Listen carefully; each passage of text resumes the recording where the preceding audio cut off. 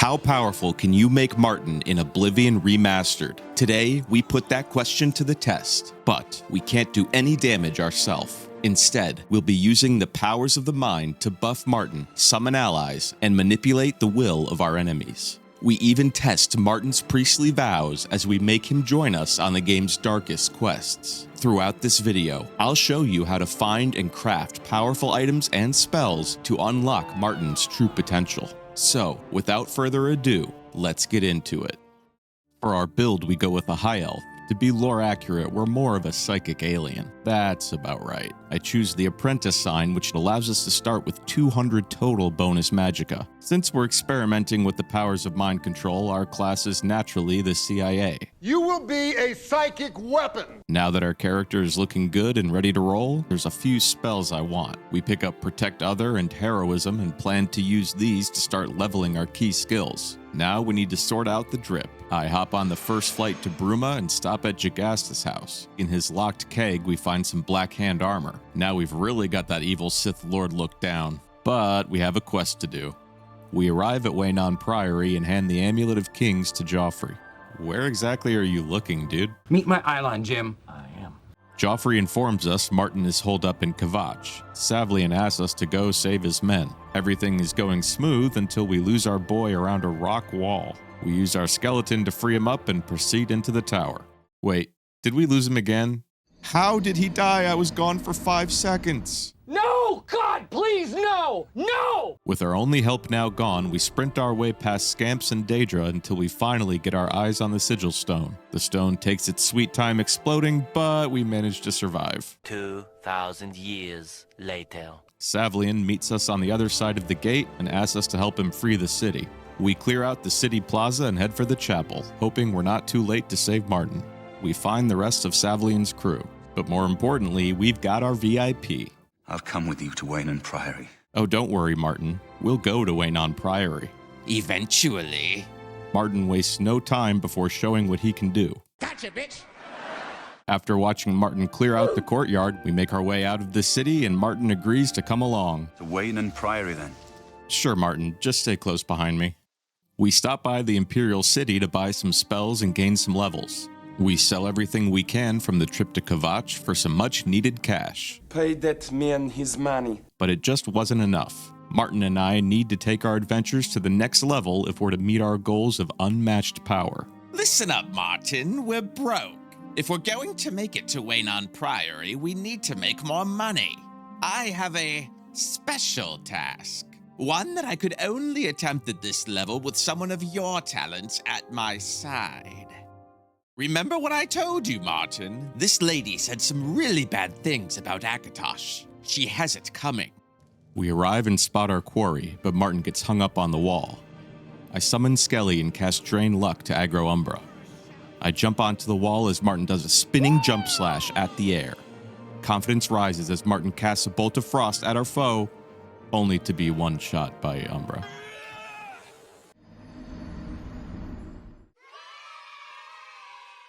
I frantically run around the room, hoping Martin will recover and continue to land hits. However, after a while, I notice Umbra's health bar has not moved an inch. I sound the retreat and Martin and I manage to make it out by the skin of our teeth. Oh, thank God we made it. Martin. Oh God, she's still following me. Wait, there's the city. I have an idea. What is he doing? He's beginning to believe. You there, help me. Well, that didn't last long. All right, come on, boys. Box formation. Keep her contained. That's right, Martin. Get the backstabs in. Here, have a buff. Oh, come on, guys. There's like 6 of you. She's almost down. You got this. She's down. She's down. Martin, we did it. Look at all that ebony. Martin, we're rich. Body's still warm. Looks like there's a killer about. After selling all the gear from Umbra and the dead guards, we finally have the cash we need to start collecting spells. After meeting back with Romanus in the Arcane University, we're told to gather the recommendations of all 7 guild leaders. So we promptly set out for Cheydinhal. We arrive at the Mages Guild and speak to Falcar, who sends us cave diving for a really heavy ring. It's okay, Martin, just hold your breath, buddy. Dietsan grants us our recommendation. Eager to buff our illusion skills, we head to Breville next. Cut Eye sends us to the Imperial City to retrieve a mage's staff. For our efforts, she teaches us a charm spell which we can use to convince people to do our bidding. Allow me to demonstrate on this viewer. You have the urge to like and subscribe. Did it work? Okay, Martin, we've got 5 quests to go. Let's speed run it. Martin begins to flex his fighting muscles as we make our way through a dungeon to find DeGale's amulet. We return to the guild and earn the Leowin recommendation. We rescue Earthor for Adrienne in Skingrad, and we're sent into an ambush in Anvil, but manage to make it out alive. We retrieve a book from a dude who just got back from vacation in Pompeii, and earn the Coral recommendation. After finding Jaskar for Gian and Bruma, we get all 7 recommendations and make it into the Mages Guild. Now that we've unlocked spellmaking, we have some spell effects to collect. You know what that means. It's time for spreadsheets! That's right. After months carefully poring over an ancient arcane text in the university titled uesp.net, I was able to compile a complete list of spell effects we'll need to turn Martin into its final form. We pick up Fortify Attribute from Tumendil and Skingrad, shield effects from Orinter and Cheydinhal, summons from Athragar and Coral, and invisibility and paralyze from Romanus in the Imperial City. We're now close to having everything we need to truly empower our priestly ally. But first, we need to train. Don't worry, Martin, Joffrey's next on the list, I promise. A few thousand casts and 12 levels later, our casting skills are ready. Let the spellcrafting commence. I begin with a general buff of 100 to agility, health, endurance, and speed on touch, which I'll be using on Martin. This will help him outpace the leveled mobs we'll have to deal with. I also create a targeted frenzy spell to tilt the numbers in our advantage. We also create a paralysis touch spell so we can come to Martin's aid in a pinch and freeze more powerful foes. Finally, we ready a more powerful skeleton summon and a better rally spell for further support. Okay, Martin, now that we have newfound power, it's time to put our skills to the test. I have just the questline in mind for a malicious manipulator such as myself. It will all begin here in the quaint town of Bleeker's Way. We approach the shrine of Mafala and make an offering of Nightshade. We take the Ulfgar family ring and watch our skeleton take out the Dalvilu Patriarch. We plant the ring, steal the Dalvilu dagger, and return to the Ulfgar residence. We repeat the deed on Hral Ulfgar. We escape the home unseen and proceed to tell the local citizens how these 2 men just murdered each other. Ah yes, look at our work, Martin. Isn't it wonderful? We return to the Shrine of Mafala, but the dagger we're given isn't our true reward. We need to rest up before we'll be graced with that. We take a quick nap in Nivan's residence and awaken to find Lucian Lechance. He tasks us with finding Rufio at the Inn of Ill Omen. Luckily, Paralyze and our skeleton are enough to make quick work of Rufio. Pleased with our work, Lucian sends us to the Dark Brotherhood headquarters in Cheydinhal, and Martin comes along for the ride. How do you like the new digs, Martin? We speak to a few of our new colleagues, and Vicente sends us on a pirate hunting mission to the Imperial City. Our skeleton again makes quick work of him, and the ship is ours. Look at me, sure. I'm the captain now. We're sent to Bruma next and cause an unfortunate accident for Bainlin, using Invis to slip by as Grom mourns the tragic loss of his employer. After a brief reunion with our friend Valen Dreth from the start of the game, Vicente finally gives us the quest we've been after. We wake Francois Motier from his slumber. Martin decides it's finally time to start contributing to the Brotherhood and makes quick work of Francois' ancestors in the crypt. Francois is one happy client. Vicente grants us the prize we embarked on this entire questline for, Cruelty's Heart. The added willpower will be key for casting more crafted spells, and the strength will make up the weakness of another item we have yet to find. Well, Martin, we've sacrificed at least 6 people in exchange for this necklace, and I really couldn't have done it without your help. Thank you, Martin, sincerely. Oh, it's not a big deal, Martin, my boy. Just think of them as non-player people. Right. So anyway, we have our necklace, but I'm afraid we still need rings, and I'll need to upgrade these threads at some point. Come along, Martin. It's time we finished gearing up. I buff Martin up with stats and rally, and we proceed to clear several leveled bandit camps around the outskirts of the Imperial City. We come across a large bandit camp and use our Frenzy Bolt spell to tilt the odds in our favor. Martin comes in with a jump kick to stun the final bandit and allow us to get to safety before finishing it off. With plenty of glass, elven, and ebony gear to sell, we're ready to continue our journey. We pay a visit to Ungarian in Breville. He sells us the Ring of Transmutation, which gives us 50 bonus magicka at the cost of strength and endurance. But remember, we're not the ones taking hits, and Cruelty's heart will make up for the strength loss. Ooh, Martin, look at my cool fire effect.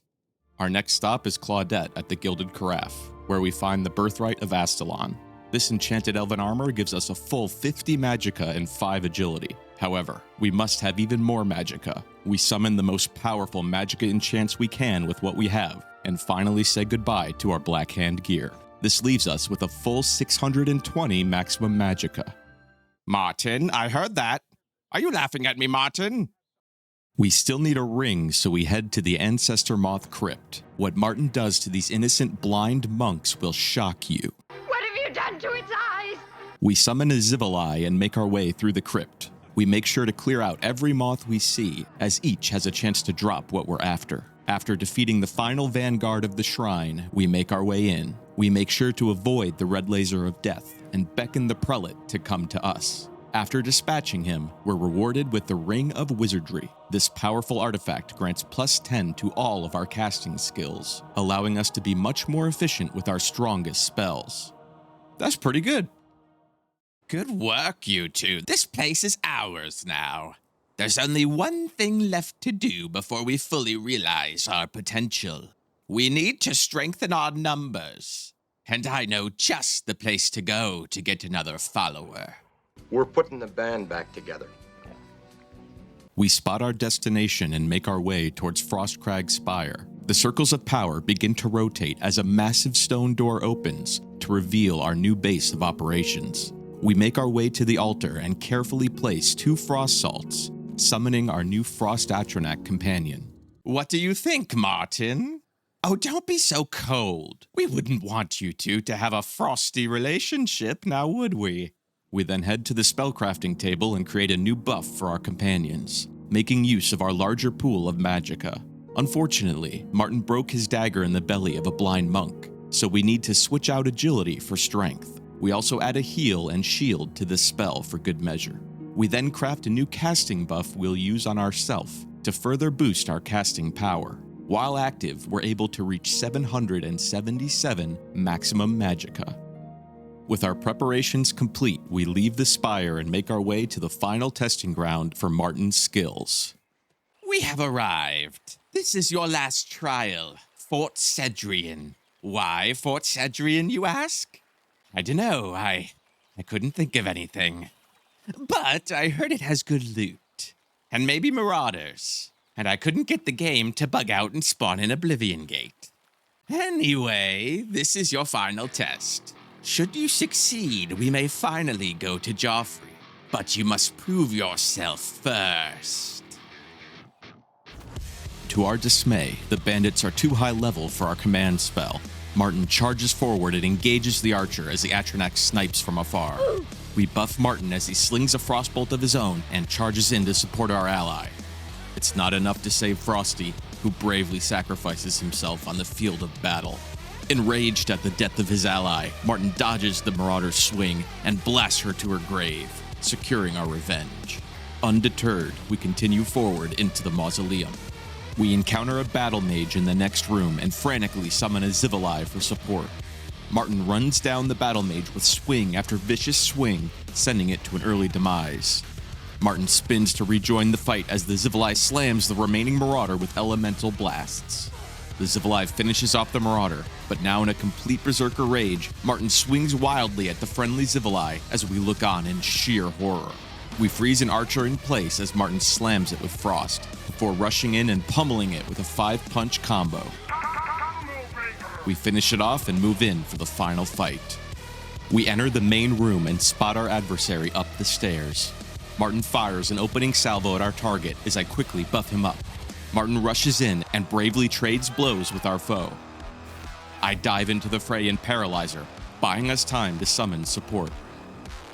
Martin has a stroke of genius and frostbolts our enemy while backpedaling, kiting the mob as the Zivalai chases.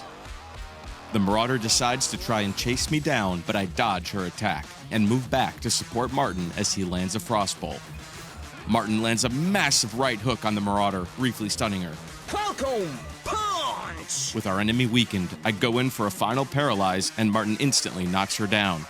We repeat this tactic once more and Martin goes in for one final blow.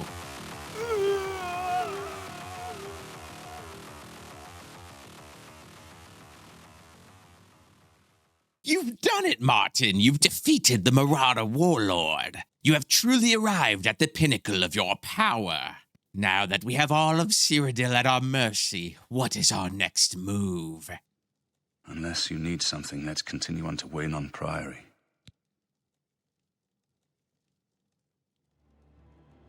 Damn it, Martin. Fine, we'll go to Waynon Priory. Martin says you should watch this video next. Oh, and like and subscribe for more content. Goodbye.